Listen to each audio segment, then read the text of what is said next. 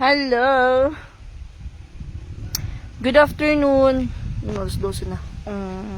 Mag-alauna na pala, guys. Alay, kalamig sa hangin. Tadadadan, tadadan. Kabugnaw. Ayan. Parang kang nagbukas ng ref. Freezer. Parang may nakikita ako dito na sili. Ayan. Hello, good afternoon, Ate Chrisley Pugong. Hello po, Ate Helen Bernia. Good afternoon. Ate Evelyn. Wow, na-miss ko yan, May. Ako din, na-miss ko din yung Voked. Ate Annabelle de la Serna, kanais kayo sa beauty ha, May. Yes po, very nice. And very lamig-lamig. Magtawag ka lang ng hangin. Ayan, ang lamig. Mainit siya pero malamig yung hangin. Bugnaw ang hangin. Ate Robilin, bugnaw pod hangin diri syudad may no. Walay init dira, Ate Robilin. Kay diri sa bukid, init siya pero bugnaw ang hangin. Nice kayo.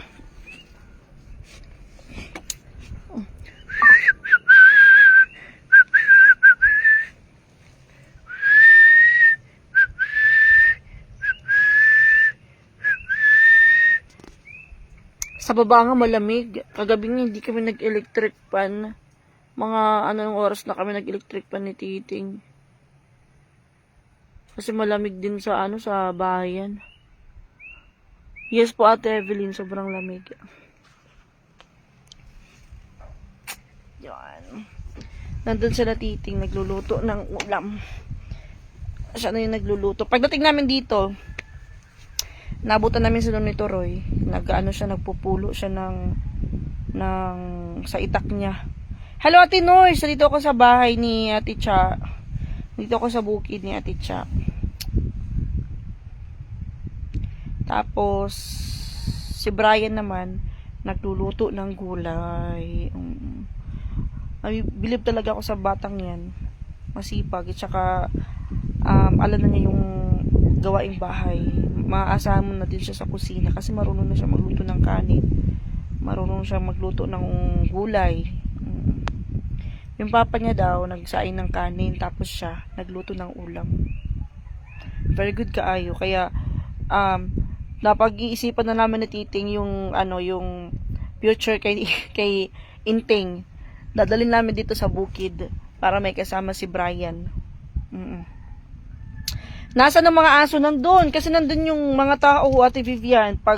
Pagdating namin dito sa bukid, sinalubong kami ng aso at saka ni Vocatich. Nakaamoy ng isda si Vocatich. Andun. Sa may kusina kay Titing.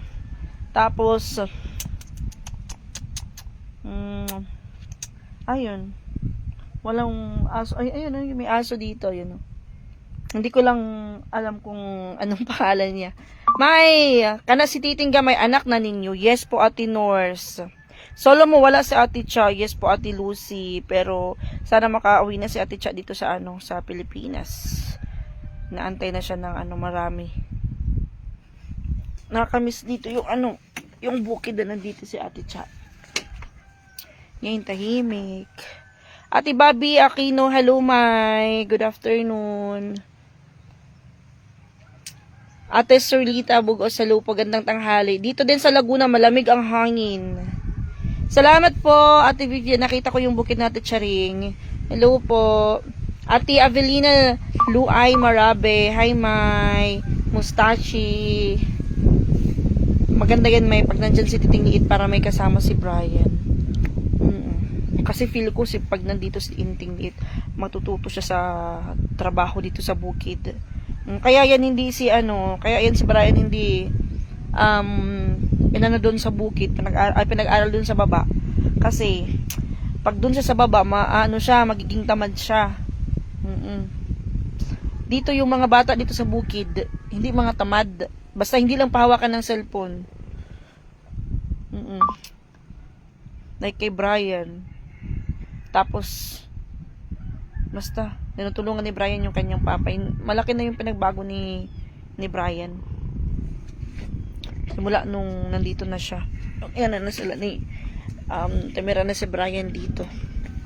Dati, di ba si Brian takot siya sa kanyang papa. Ngayon, hindi na siya takot sa kanyang papa.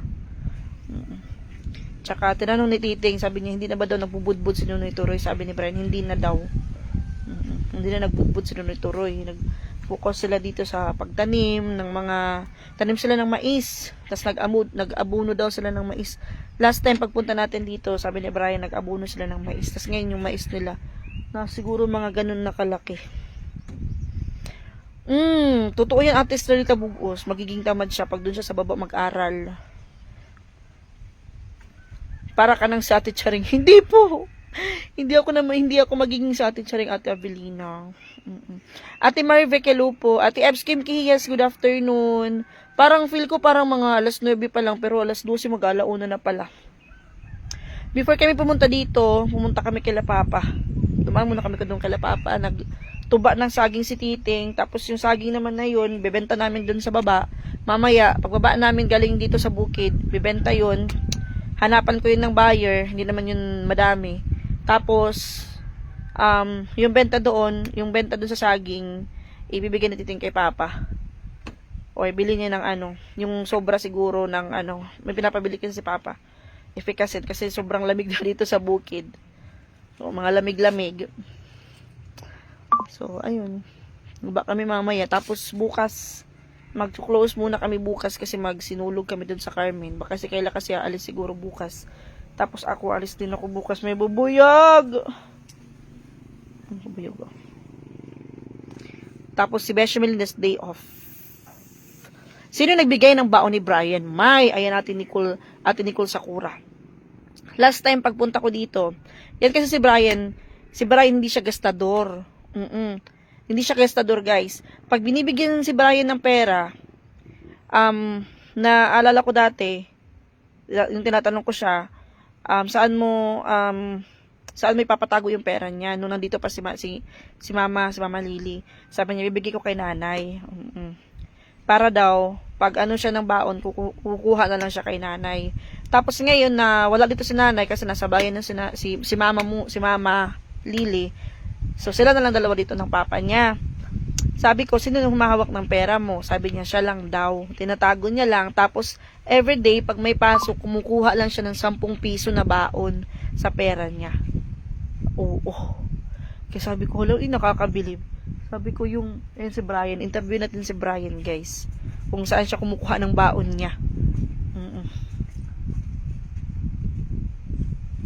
Asa naman to si Brian? Nila Husman. Brian! Asa ka mukuhag baon? Baon sa eskwelahan ni mo. Napakay kwarta? Meron pa daw. Kasi may naghatag ni mo baon. Napakay kwarta? Pila pa may kwarta ni mo? Gamay na lang? Nga, makaarang pa na para sa sunod buwan. Ha? Ambot lang. Gamay na lang daw siya baon. Kuan na siya, guys, kanang matipid na si Brian sa pagkuan sa kwarta. Kanang maayos siya, kanang magaling siya humawak ng pera niya. Kasi, yun nga, kahit na meron siyang hawak na pera, hindi niya kumbaga winawaldas. Araw-araw kumukuha lang siya ng 10 piso pang baon niya. Whole day na po. Ako sa kampanya yes, Brad Noy. Hello, Mami. Good afternoon. Nasa bukid kami. Ate Avelina, sarap naman dyan. Next year, may pwede na si Titing Liit mag-transfer na pwede siya mag-alaga ng kambing or baka. Yun po yung napag-usapan namin ni Titing kagabi. Kasi kagabi, guys, mga alas 3 na siguro or alas 2 ba kami nakatulog ni Titing kagabi kasi nag-usap kami kung ano na yung gagawin namin ngayong taon, ano yung mga plano namin. So, ayun.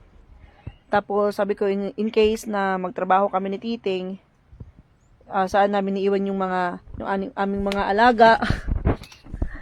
So, sabi ko kay Titing, si Kayla kasi mapagtrabuhin ko na yan, baka hindi na yan makapag-aral next year. Baka hindi na yan mag second year ngayong taon. Kasi nga, sa budget, kulang sa budget. So, sabi ko kay Kayla, magtrabaho siya. Hanap siya ng trabaho kasi makakapagtrabaho naman siya, 'di ba? And then si Nikki, tawagin ko pa siya.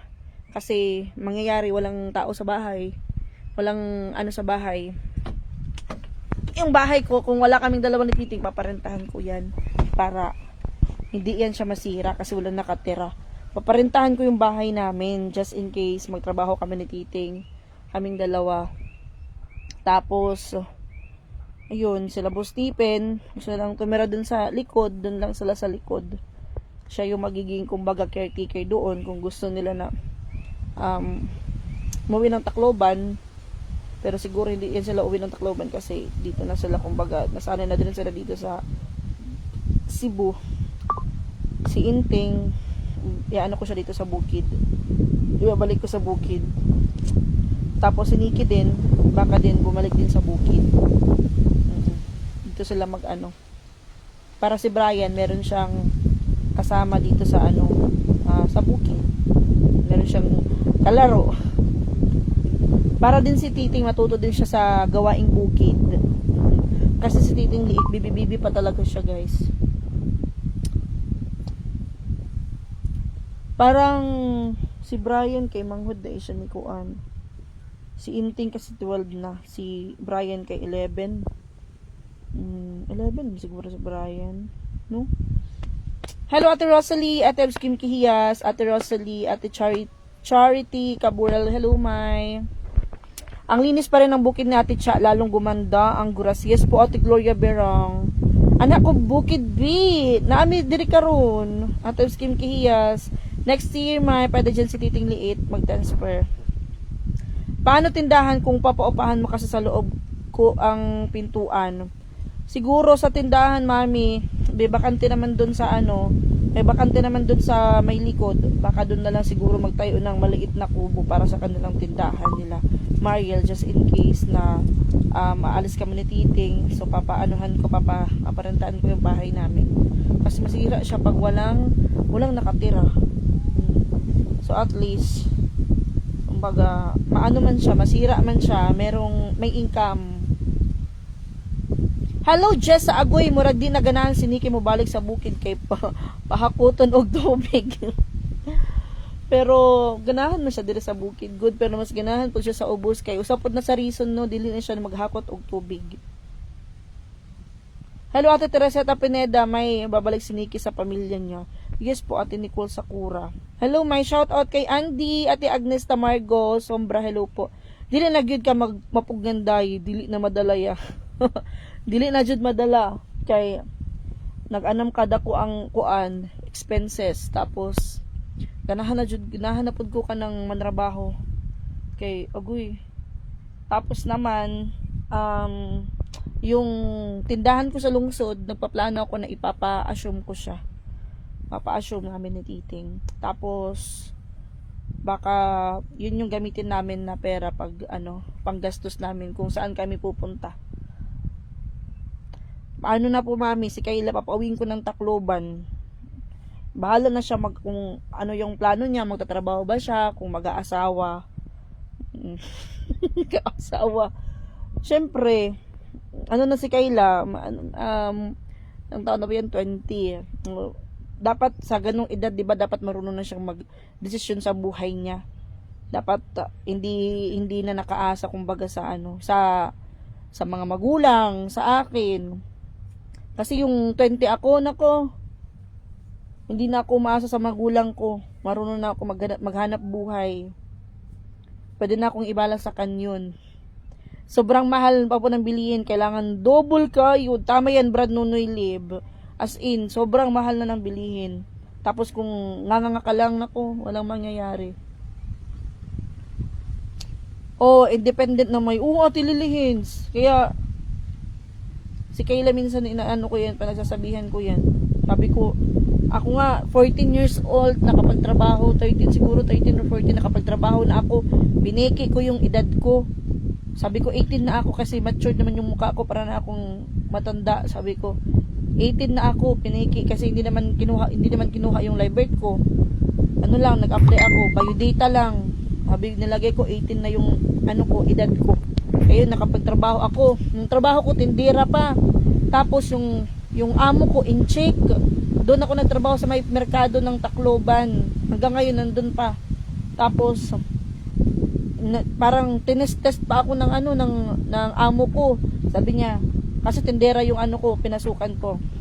Bibili ako ng bigas, isang sako, ganito yung presyo. Bibili ako ng asin, ganito yung presyo. Bibili ako ng ganito yung presyo. Magkano lahat? Parang ganun, hindi ako pinagamit ng calculator. Kaya bubo ako sa mati. Hindi ko alam kung nakapasa ba ako. Hindi ako alam kung tama ba yung sinagot ko. Basta nakapasok ako dun sa trabahuan ko. 13 or 14 pa lang ako. Tapos sobrang payat pa. Payat ako pero matangkad ako nung time na yun. Payat. Tapos nagbubuhat ako ng isang karton na condense. Tapos nakakabuhat ako ng isang sakong asin. Oo, sabi ko, naku, ito si Kayla, malayo to sa diskarte ko nung kabataan ko pa. Sana ako din makapagtrabaho ako ng permanente at medyo malaki sahod. Mag-abroad, dako libe. Mula ka mo ato kog Japan at ili sa Pipinya. O ato ka sa Japan, mag-Japan ko. Bitaw, kapoy kay Goan, uy. Trabaho niya. Inaalala ko no, magtrabaho ako dito sa Pilipinas. Ganun pa rin. So, why not kukunat magtrabaho na lang ako pag baka pala rin tayo sa ibang bansa. No? Hanggang kailan pasok ni Kayla? Hanggang mami? Hanggang May siguro or June? Parang ganun. Hanggang na lang kasi nahihirapan ako sa sa pagpaaral kay Kayla. Yung tuition naman niya, si ko naman po, si tita naman yung yung tita ko. Pero sa araw-araw niya expenses, hanggang minsan pati sa Sunday may pasok pa. So, basta. Kaya sabi ko kay Kayla, magtrabaho ka na lang siguro, makakapagtrabaho ka na naman. May sino magpapaaral kay Nikki? Mama niya, syempre. May trabaho naman yung mama ni Nikki. Laki ng bubuyog. Araw-araw, mami. Minsan may pasok pa, pati Saturday tsaka Sunday. Ano ko sa na yun. Pero hindi naman, like ngayon, pag wala siyang pasok, nagjo-duty siya sa tindahan. Ang bubuyog, ang laki ng bubuyog.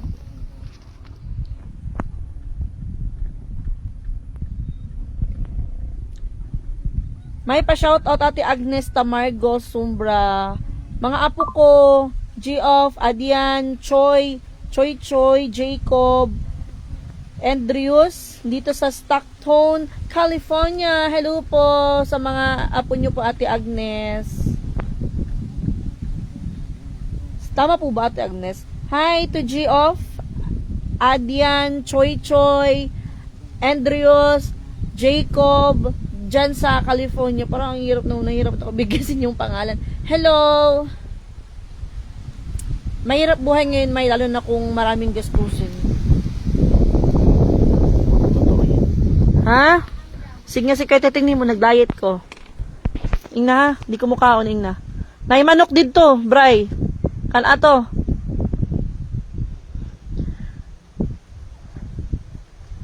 Masipag na bata yan si Brian, guys. Uy. Yan, lumipad na. Talaga ako, hanga talaga ako sa mga ganong bata katulad ni Brian. Si Nikki, before, hindi yan magasto si Nikki before, nung bago pa lang siya dun sa marunong siya magtipid ng pera. Pero, ko na palagi na siyang, bumibili ng junk foods, soft drinks. Hindi na siya marunong hindi na siya marunong magtipid ngayon. Pero nung bago pa siya marunong siyang magtipid, nakakapag-ipon pa siya. Ngayon hindi na. Bibigyan mo ng baon. Dati nagtatabi siya ng 5 piso, 10 piso, ngayon hindi na nakakapagtabi. Kaya simula nung nagka-UTI si Nikki, hindi na namin pinapabaonan same before na malaki yung extra. Kasi kung ano-ano binibili, nakakabili ng sito. Magkano yung sito sa school? 20. Bili ng sito, partneran pa na chicharia. Ayun. UTI ang labas. Magpahinga ka ma, you deserve it. Yes, Potigart, Ladera. Pero, nako, malapit ng... Kailan alis mo, May? Bro, doon wala pa ya ay. Wala pa tahon. Matutuwa si Ate Cha May pag namanood niya vlog mo. Ganda lalo bukid niya. Yes po, ayan Maano pa rin, malinis pa rin yung bukid, guys. Siyempre, hindi naman po binapabayaan ni Nunoy Turoy yung bukid. Tapos si Brian. Yung maganda kasi si Nunoy Turoy, hindi na siya nagbubudbud. Bubudbud kabog. Ano na sila dito, na-focus na sila dito sa bukid, magtanim. Ate Alteza, Myra Diaz. Kinsan si Myra Dris di ay. Ako Diaz. Ate Lilia Salangi, hello po. Sobrang hirap na ng buhay ngayon. Sabi ko kay Tite, kasi yun nga yung about sa akin yung pag-apply before. Ganun ko lang yung camera, guys. Kay hagad yung mukha ko. Anong oras na kasi kami natulog. Before, nag-apply si Titing, halos 1 taon din kami about sa pag-apply niya from sa medical niya na ilang beses kami nagpa-medical, ilang yung nagastos namin doon sa pagpa-medical niya, tapos hindi na okay. And then nung time na bumaba na yung mga result niya, yun naman yung time na pinasok namin yung Don Pablo.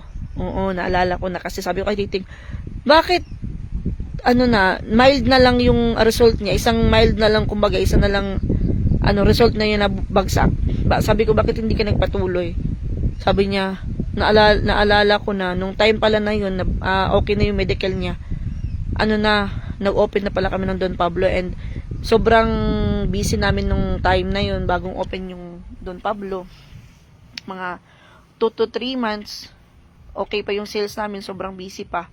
Kaya, yun yung time na hindi na siya nakakapag-report dun sa opisina kasi siya yung nagbabantay. Siya yung ang kasama ni Besha Melinda doon. Tapos, ako, nag-aaral.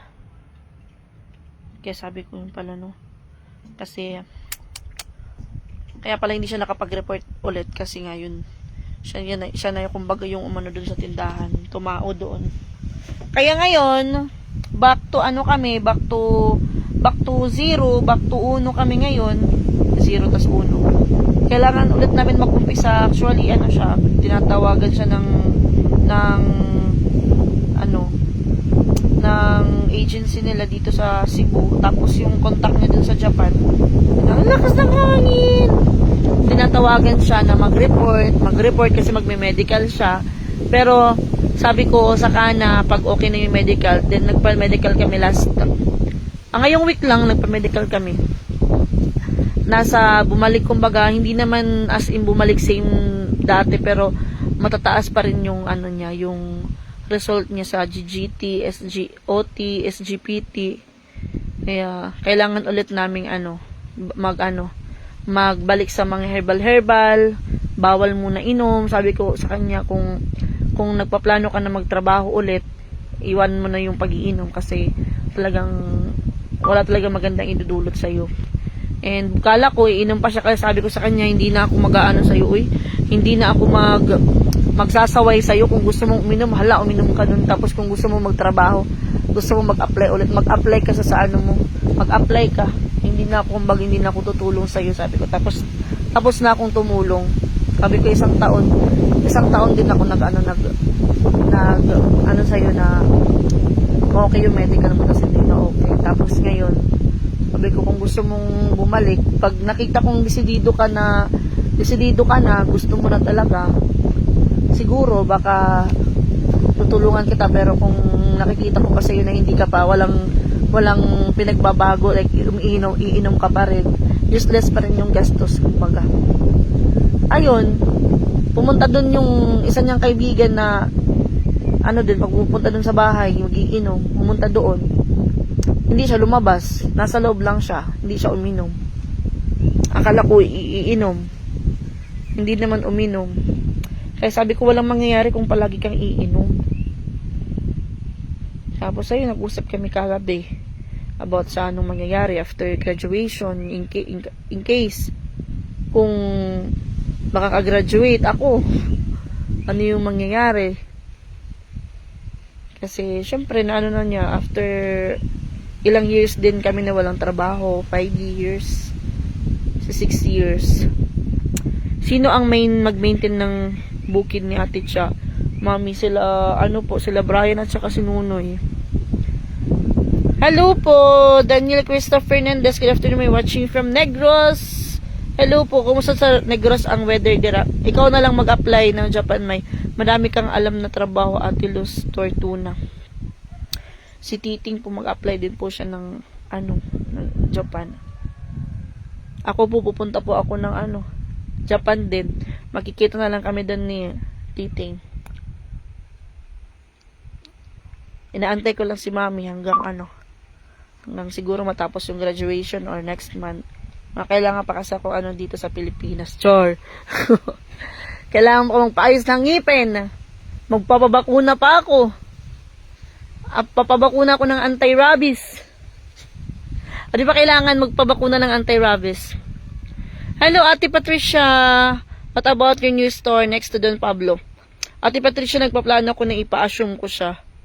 Kasi yun nga, plano namin na ngayong taon magtrabaho kami. Plano namin na umalis ng Pilipinas kung papalarin kami na makaalis. Para, sabi ko sa kanya kung aalis siya, wala mo kung gagawin dito. Aalis na lang din ako kasi gusto ko talaga na makapagtrabaho sa ibang bansa. Sabi ko ganun. Sabi ko, gusto ko mag-aral. Pero, walang mag-aano sa akin, walang mag-finance sa akin mag-aral. Pero sabi ko, mag-abroad na lang ako Okay na yun, makapag-experience tayo.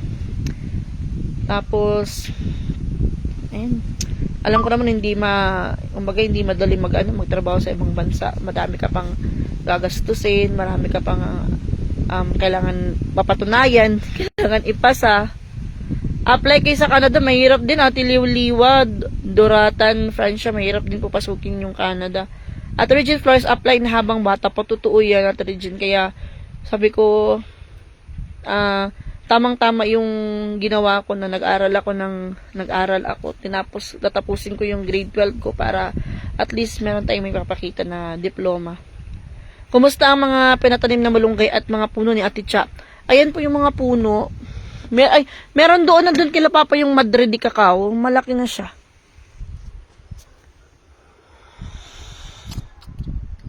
Tapos yung naman, yung Don Pablo, ipapa-assume ko siya, guys. Baka ipa-assume ko siya.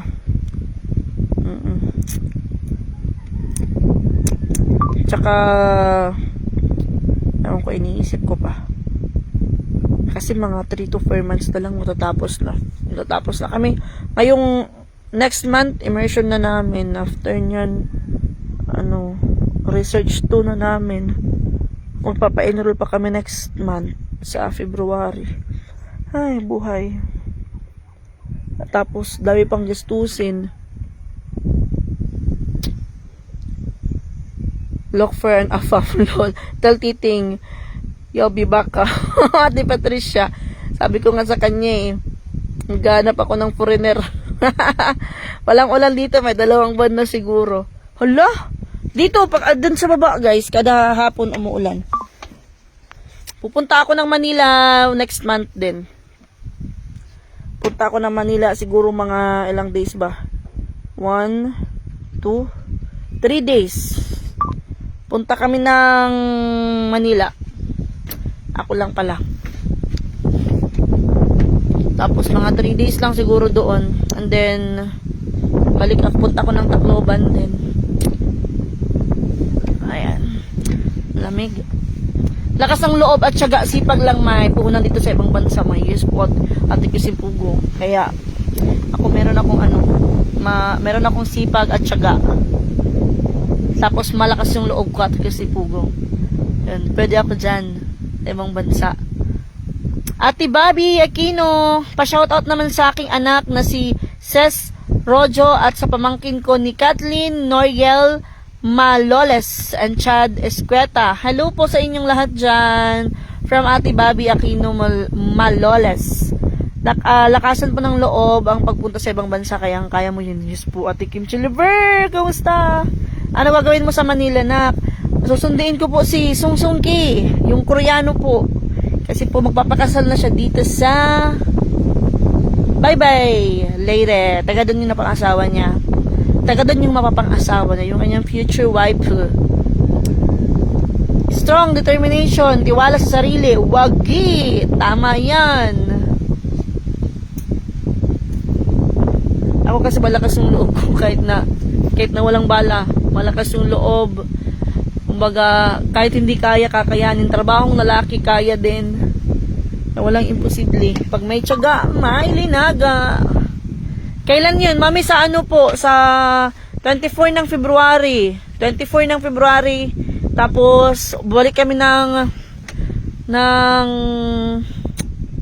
Tacloban sa 24 kasi Saturday, 25, 26, 27 ng gabi. Magpapasundo kasi siya dun sa sa Manila, and then dun na lang kami sa Korean Embassy magkuha ng capacity, ano ba yun? Legal capacity. Oh my, kaya mo yan. Ako may 22 ako nung nag-abroad. Ako till now, di ko na malayan. Tumanda na pala ako, Ate kasi pugong. Ulo, kabata pa din mo, no? 22. Ako nga, 18 pa lang, gusto ko nang mag-abroad. Kasi sabi nila, dapat 18, at least 18 years old. Talagang gusto ko talaga dati, guys, mag-asawa talaga ng Koreano. Kasi yung tita ko, may asawa siyang Koreano. Sabi ko talaga sa kanya na, papag-asawahin mo na lang ako ng Koreano. Sabi ko gano'n sa kanya. Sabi ng tita ko, hindi daw pwede kasi bata ka pa. Sabi ko, ano na ako, 18 na ako. Sabi niya, hindi pwede daw, mga 23. Sabi niya, mga 23, nang dumating ng 23, sabi ko, mag-aasawa na lang ako kasi ang tagal ng Koreano.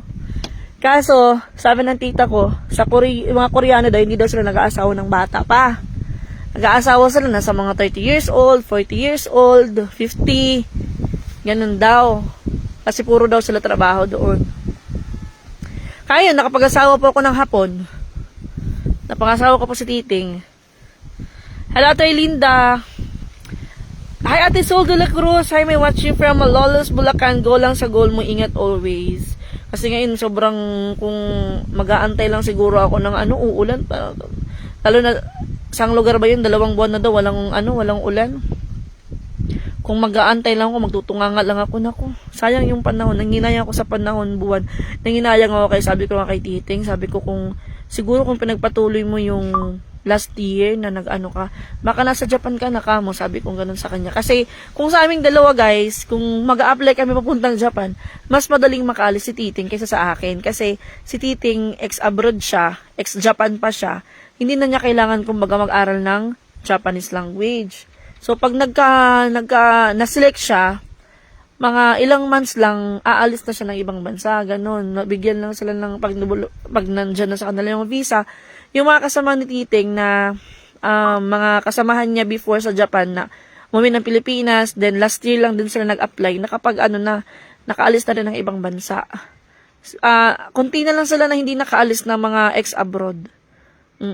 As in, konti na lang sila. Iba kasi yung parang, iba yung first timer ka sa ex-abroad ka, iba yung application nila, kumbaga. Kasi kung pupunta ka ng Japan, yung iba, pag first timer ka, kailangan mo mag-aral ng Nihongo. Pero sila na ex-abroad, parang magta-test na lang sila. After ng test, pag nakapasa siguro, pag hindi napasa, magre-retake. After nun, pag may employer na sila, waiting na lang sila sa schedule ng pag-alis na ng bansa. Pag okay na yung mga medical nila.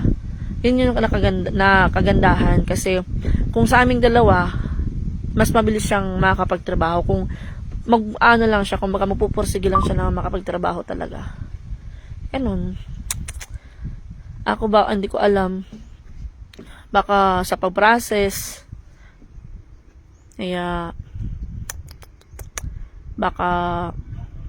pero in kaso naman na makapagtrabaho ako dun sa Japan, yung magiging amo ko naman po, hindi naman po mga Japanese, mga Pilipino dan Pilipina.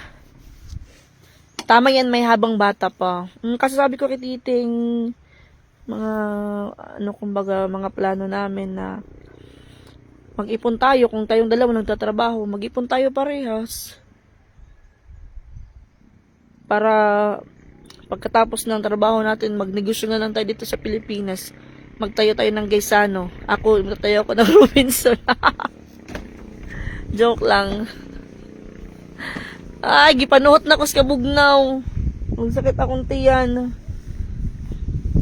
Gipanuhot. Bakit sa akong ulo eh. Oh, makulimlim. Yes po, Ate Vivian. May wifi pa dito, Ate Vivian. Ayan oh, Starlink. Ang lakas ng signal ng Starlink. Starlink po yung wifi ni Ate Cha dito. May wifi pa rin. Last time kasi pagpunta ko dito, kinunik ni kuya yung ano ko, yung cellphone ko. Kaya pag pumupunta ako dito, nakakapag wifi pa rin ako. Kaka-relax ang view. Tama po, Ate Kim Chiliber. Ayan. A minute na naman. Nice, gapon ang bukid, oy. Ang alagaan nila nun, oy.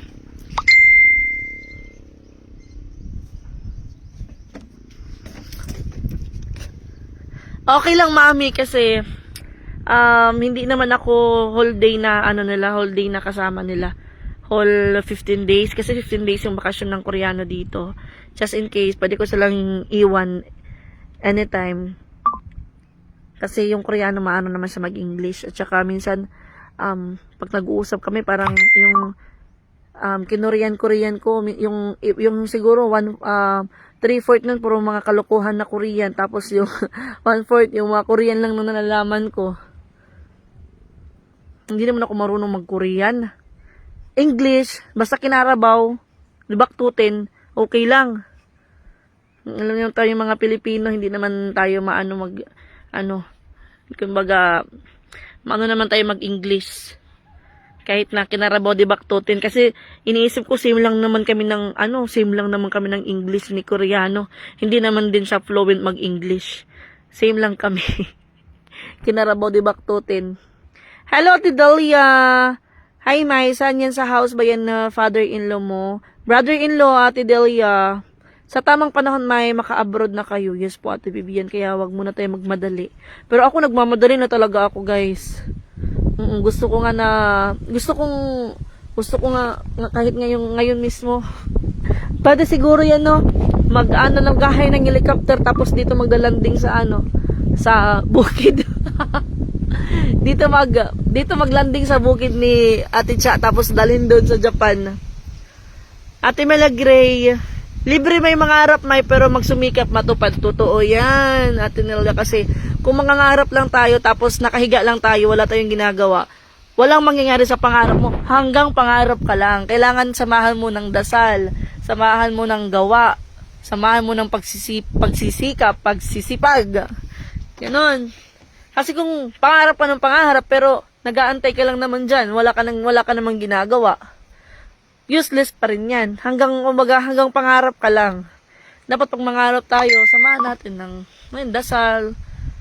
Tapos dapat kumilos tayo. Hindi yung mag-antay lang tayo dyan na may dumating yung pangarap natin. Hello, Ate Lina. Mopay good dida. Masaho nato ni nga waray. Matugnaw didi tayo. Tingnan mahangin, oh. Sakit hangin. Ayan. Nag-a-advance na ako mag-isip, guys. Sabi ko, uy, baka kakain na naman ako ng sanggipsal pag pumunta ako ng Manila. Kaya libre ni Koreano yung ticket namin. Sabi ko, ilang beses ako makakasakay ng eroplano sa February. Papunta ng, Cebu to Manila, isa. Manila to Tacloban, 2. Tacloban to Manila, 3. Manila to Cebu, 5. 5 beses ako sasakay ng eroplano. Yung importante lang naman yung samahan ko lang sila sa Korean Embassy, and then after nun sila na bahala mag-asikaso sa kanilang kasal doon. Tapos punta na lang siguro ako sa kasal para as a family ng lalaki. Kumbaga ako yung tatayo niyang family. Kasi baka kasi hindi ko sure kung makakapunta yung pamilya na dito sa sa Pilipinas sa araw ng kasal niya. Parang baka siguro for 5 days. Hello po, Ate Fel Ramirez. Ayan, ano na yung malamig. Ang sarap matulog. Ang sarap matulog. Ito, lubat naman day ko, uy. Lubat na nung sigugyaw-yaw diri pila na ba kami minutes anyo eh. 42 minutes mo di ay nagread-read na akong cellphone. Ang barcode. Lami kay mata o. Papupunta kami sa bukid kahit na tanghaling tapat. Okay lang na hindi mag-jacket, maglagay ng sombrero kasi yung ng hangin malamig. Malamig. Ang bilis yun, yung Korean na kasama ni Mama Gina. Yes po, Ate Vicky Mendres Eder. Magpapakasal na sila this coming February or March. March yung kasal nila, pero magstay siya dito ng 15 days. 15 days siya magstay dito. Tsaka hindi ako makapag-niyan ng magstay ng 15 days din kasi may pasok ako din second semester na namin. Parang nahihirapan na ako niya ng Ngayon nga nahihirapan na ako sa namin. Yung kasi namin, yung research kasi namin last time. Bago mag-end yung bago mag semestral break na kami. Disapprove kami. Grabe ko, ang laki na nagastos namin dun sa research namin na yun. Ilang beses na kami nag-print, gastos. Buti nga kasi ako yung nagpiprint, sila yung bumabayad din ako, tapos nagbabayad din sila ilang kasi parang ilang months din namin pinagandaan yung research namin. Tapos sa disapprove siya. Kaya ngayon ulit back to zero. Back to gastos na naman. Back to puyat. Bye muna, mag-charge muna ako, guys. Bye, ayan o. Bye everyone, see you later. Sayaw-sayaw na ang dahon. Wow.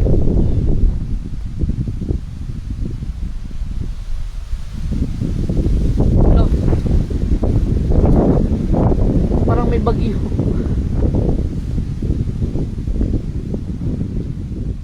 Bye muna, mami.